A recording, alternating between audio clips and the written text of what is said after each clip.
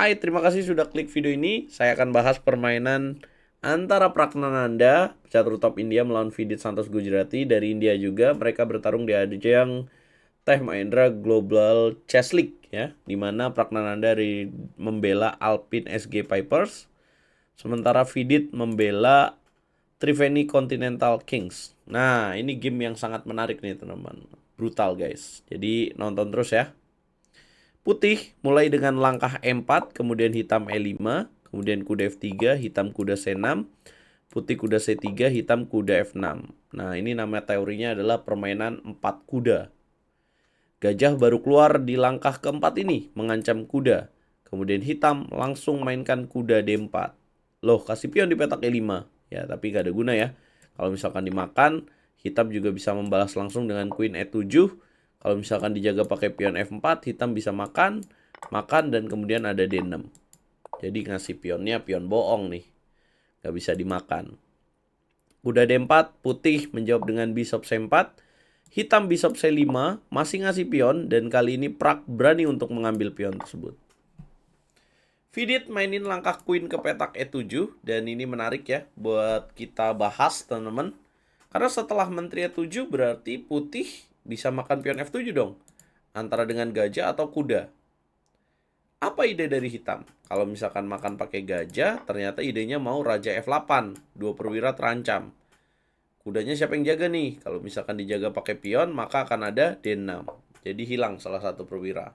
Maka nggak mungkin makan pakai gajah. Bagaimana kalau misalkan makan dengan kuda? Maka hitam akan menjawab dengan langkah D5. Ini menarik, teman-teman. Jadi kalau putih makan benteng, kudanya akan kekunci di pojok ya.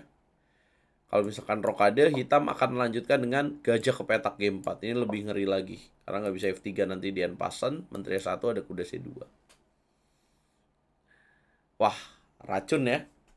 Apakah Prak mengambil pion E7? Dia jelas tidak mengambil. Dia pilih kuda D3. Nah, Vidit tadi malam di format catur 20 menit ini ya, tampil agresif banget nih. Jadi di langkah berikutnya dia mainin langkah D5. Yang secara hitung-hitungan berarti pionnya dikasih dong.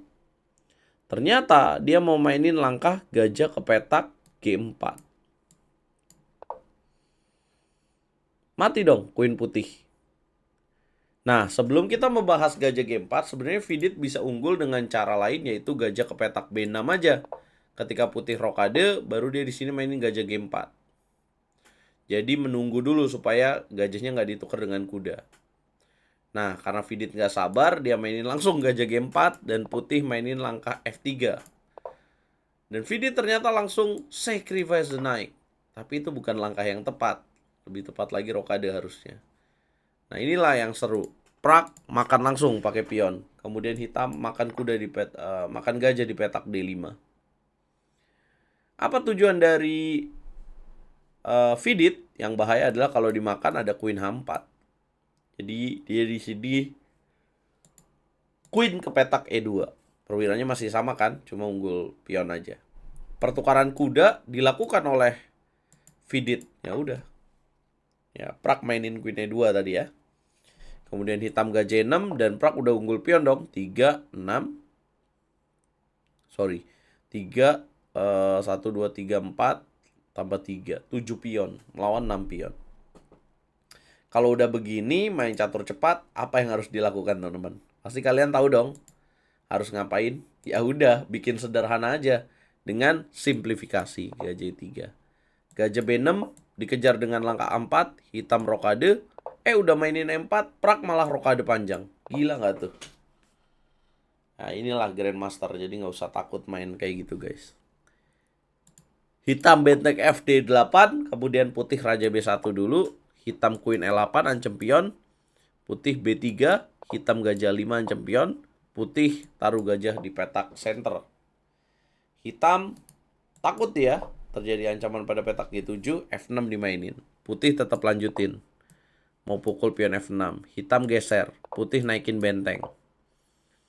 Ya, langkah yang meragukan harusnya di sini bisa kuda C5 langsung, benteng G3. Hitam gajah B6, dibalikin lagi putih benteng DG1, hitam benteng D7, dan putih dorong A5. Tujuan dari putih apabila dimakan maka benteng makan G7. Kalau dimakan lagi ada gajah F6. Berat dong buat hitam. Ya A5 gajah makan D4. Dimakan lagi G6 dulu mau makan sini. Putih nggak selesai di situ. Queen F2 dulu jaga pion. Hitam B6, putih kemudian H4. Hitam C6, putih dobrak lewat pion center. Pion di petak H ya dengan H5. Bongkar sayap raja hitam. Dimakan. Nah ini menariknya dari Pragnananda ya. Dia sabar dulu. Benteng tarik mundur dulu. Tujuannya mau Queen H4. Nah kadang kalau kita udah posisi nyerang, permainan kita pengennya nyerbu terus. Lupa kalau kadang butuh ngerem juga seperti ini. Ngerem dulu.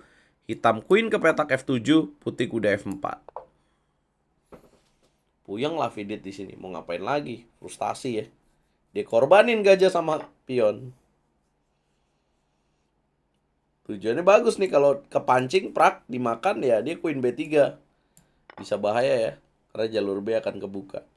Tapi prak nggak kepancing masalahnya. Dia lebih pilih jalan benteng G7.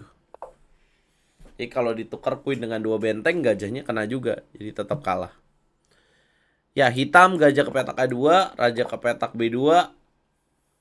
Putih kemudian hitam yang udah bingung ya mainin Queen ke petak C4 ngasih benteng. Apa tujuannya? Cari remis. Kalau skakmat mungkin bisa juga ya, tapi masih butuh langkah pion makan A5.